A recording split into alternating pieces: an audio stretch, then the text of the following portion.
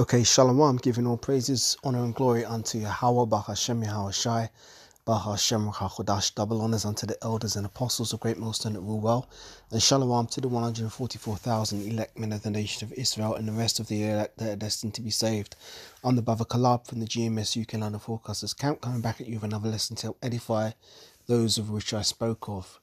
So this lesson is going to be based on something that I saw when I was making my way to camp at the weekend. Something struck me, man.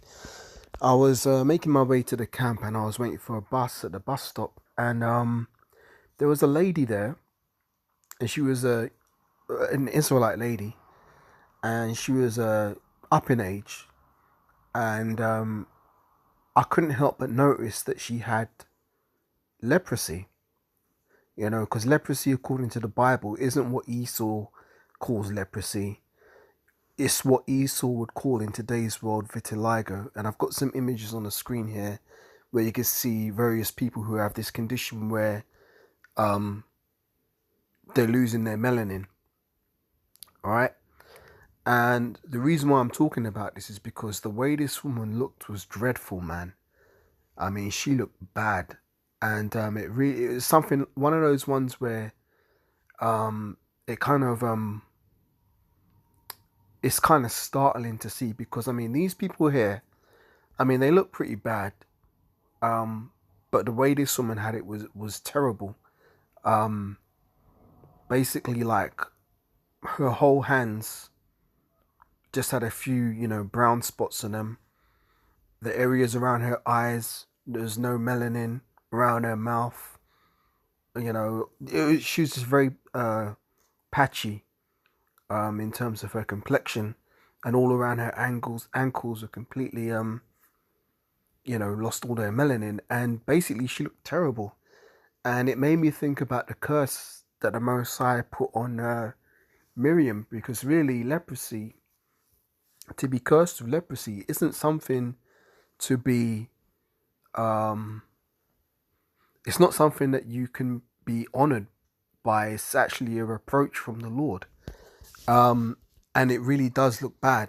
And as I said, it made me think of Numbers 12. And we're going to get into that because, the Most High does things in perfection.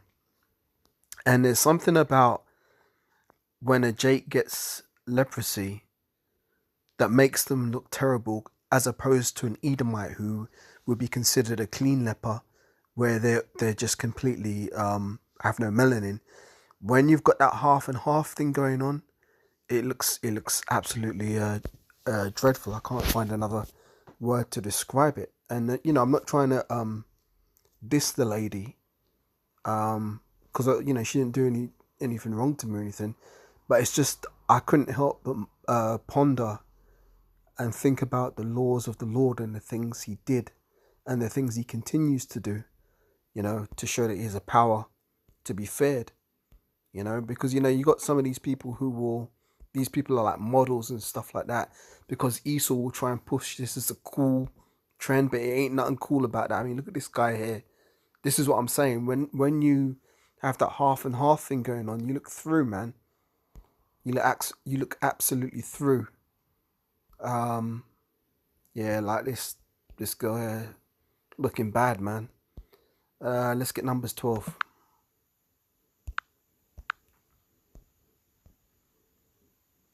Few people ponder these things, but the Lord said the things written aforetime are written for our learning. Let's read the whole chapter because it's short.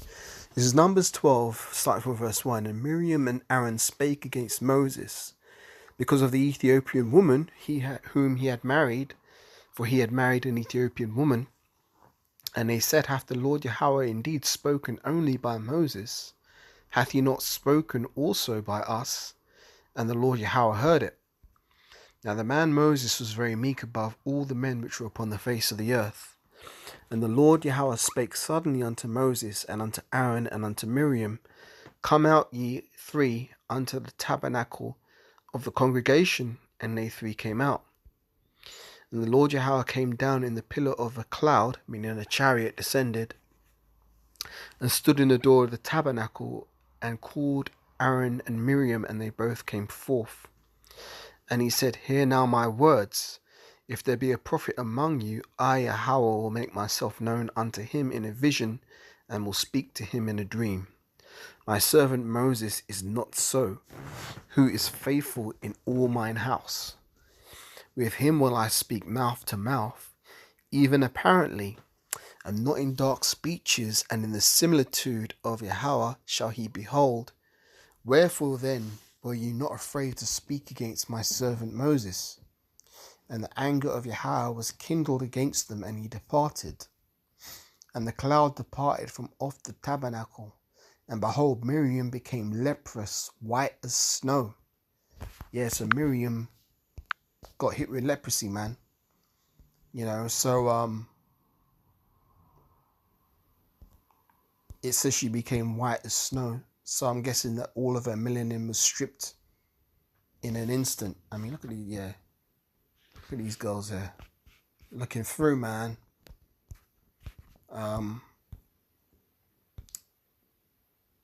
So she lost all her melanin.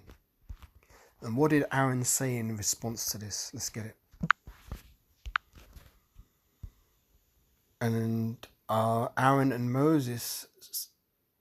Aaron said unto Moses, Alas, my Lord, I beseech thee, lay not this sin upon us, wherein we have done foolishly, and wherein we have sinned. Let her not be as one dead, of whom the flesh is half consumed, when he cometh out of his mother's womb. Yeah, so Aaron described it as one's flesh being consumed. That's the way he described how Miriam looked. And Moses cried unto Yahweh, saying, Hear now, O Most High, I beseech thee. And Yahweh said unto Moses, If her father had but spit in her face, should she not be ashamed 7 days? Let her be shut out from the camp 7 days, and after that let her be received in again. And Miriam was shut out from the camp 7 days, and the people journeyed not until Miriam was brought in again. And afterward the people removed from Hazeroth and pitched in the wilderness of Paran. Now, the interesting thing about this is it doesn't ever say that Miriam was cured from her leprosy, as far as I'm aware. So maybe Miriam had to live out the rest of her days with leprosy, because it doesn't say that Miriam was healed. It says that she was shut up 7 days. But I mean, it's possible that after 7 days, maybe she was healed and they let her back in the camp again. I don't know. But the fact of the matter is that that's not a good look. It's not a look to be desired. It's not a look to be held in high esteem, because it actually represents one of the curses, one of the plagues from the Most High. It's not a good look at all. Because if you notice, how is the Most High described in Daniel 7 and verse 9? The Most High has a royal look to him, and as does his son Yahweh. Daniel chapter 7 and verse 9 says of the Most High, it says, And I beheld until the thrones were cast down, and the Ancient of Days did sit. Who's the Ancient of Days? The Most High himself, whose garment was as white as snow, and the hair of his head like the pure wool, meaning he had an afro-textured hair, and his throne was like the fiery flame, and his wheels as burning fire. So the Most High was a dark-skinned man with an afro, and his son Yahweh also had that look, which is a royal look. Revelation 1:13 says, and in the midst of the 7 candlesticks, one mic unto the Son of Man, meaning Yahweh, clothed with a garment down to the foot, and girded about the paps with a golden girdle.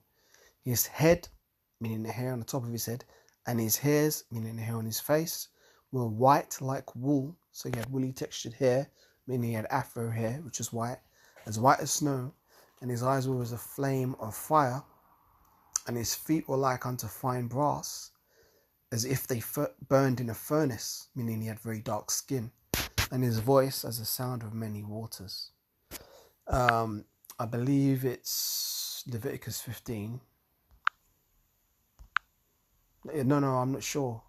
Let me check. No. This is law of cleanness. This is law of cleanness. This isn't the one. Where am I?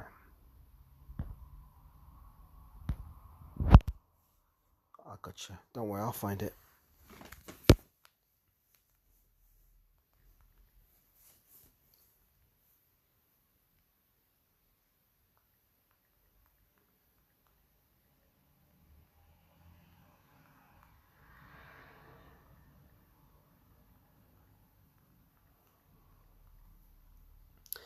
Leviticus 13.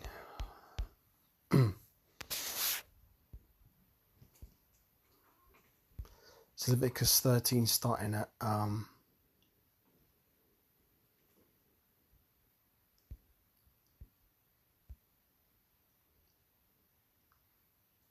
Leviticus 13:29. If a man or woman have a plague upon the head or beard, then the priest shall see the plague, and behold, if it be in sight deeper than the skin, and there be in it a yellow thin hair, then the priest shall pronounce him unclean. It is a dry skull, even leprosy, upon the head or beard. And if the priest look upon the plague of the skull, and behold, it be not in sight deeper than the skin, and there is no black hair in it, then the priest shall shut him that hath the plague of the skull 7 days. Okay, maybe Miriam was healed because the law of leprosy goes into it.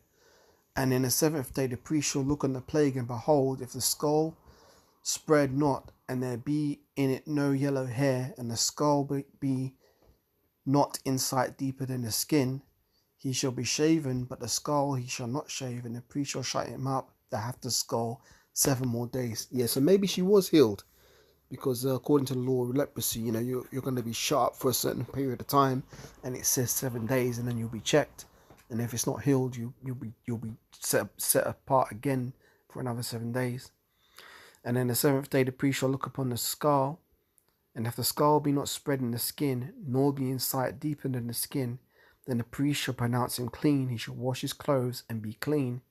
But if the skull spread much in the skin after his cleansing, then the priest shall look on him, and behold, if the skull be spread in the skin, the priest shall not seek for yellow hair. He is unclean. Yeah, so, these people who have this leprosy, they're considered unclean, man. So it's not a very pleasant thing to have to go through, But if the skull be in his sight at a stay, and there is no black hair grown therein, the skull is healed, he is clean, the priest shall pronounce him clean. If also a woman have the skin of their flesh bright spots, even white bright spots, the priest shall look, and behold, if the bright spots in the skin of their flesh be darkish white, it is a freckled spot that groweth in the skin, he is clean. And the man whose hair is fallen off his head, he is bald, yet he is clean.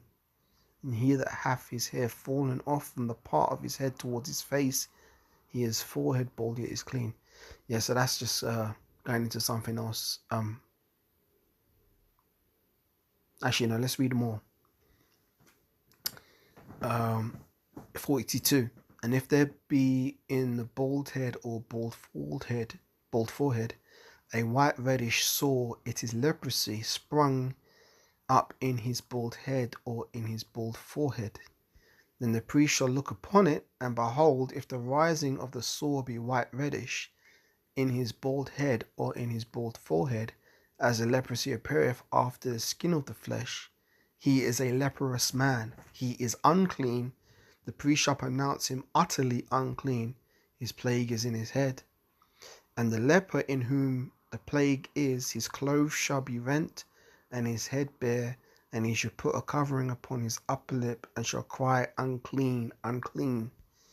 All the days wherein the plague shall be in him, he shall be defiled, he is unclean. Yes, I guess using some extrapolation, I suspect that Miriam was healed from a plague because she would have been considered unclean. And if she was unclean, she would have been set apart, according to what it says here. He shall dwell, yeah, this is it. And all the days wherein the plague shall be in him, he shall be defiled, he is unclean. He shall dwell alone without the camp, shall his habitation be. The garment also that the plague of leprosy is in, whether it be a woolen garment or a linen garment, whether it be in the warp or the woof of linen or of woolen, or whether it be in skin or anything made of skin. Now this is talking about mold. I don't know if this has ever happened to any of you, but not too long ago, I think around the end of the year, I had some white t-shirts, which I've had for a while, and you wash them, you wear them, you wash them, you wear them. I'd put them in a laundry basket, because you pile your clothes in a laundry basket, and when it's full, you put it in the machine, you wash it, and then you dry it and you hang it out in your wardrobe or whatever, and you wait till the laundry basket fills again and you wash your clothes. I had put some white t-shirts in there, but for some reason I hadn't done because you do your colors separately from your whites.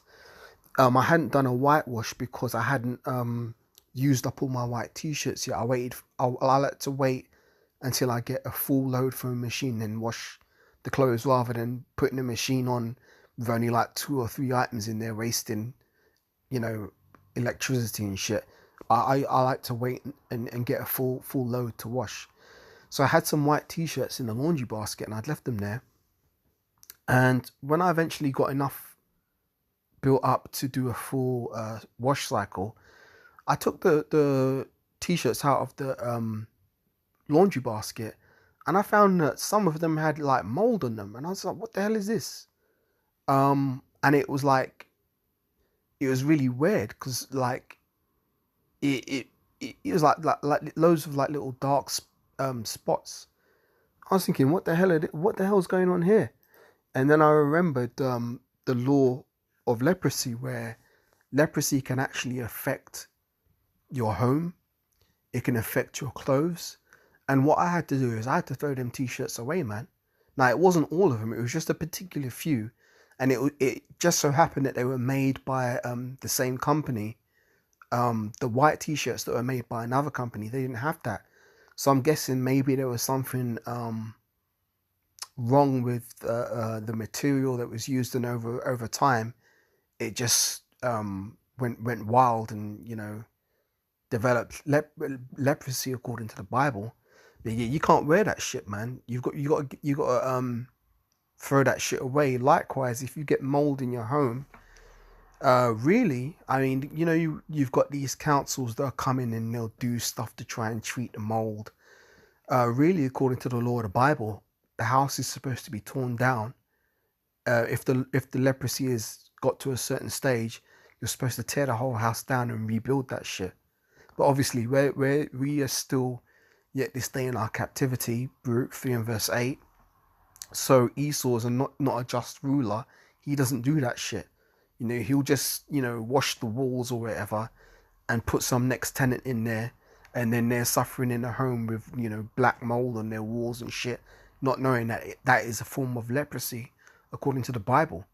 So this is some deep stuff, man. I mean, when you get into the laws of the Bible, it's actually really good, because when you get an understanding of these laws, you can actually see how they apply in the modern world.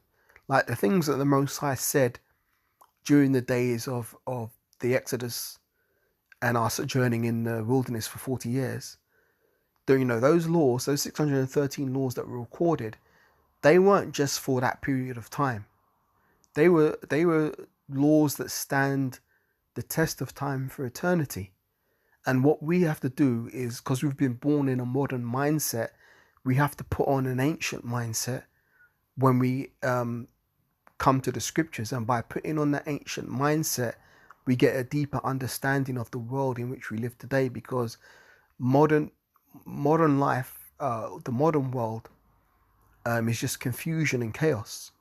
And what you'll find brings clarity to the chaos is the understanding of the scriptures. So yeah, man, that's the point. I mean, leprosy is real. It's still very active, and it's still a plague and a curse that hits our people even unto this day. And describing the feeling that I felt when I saw the woman at the bus stop when I was on my way to camp the other day, it stirred up an ancient, I'm going to use the word repulsion in me, because that's something that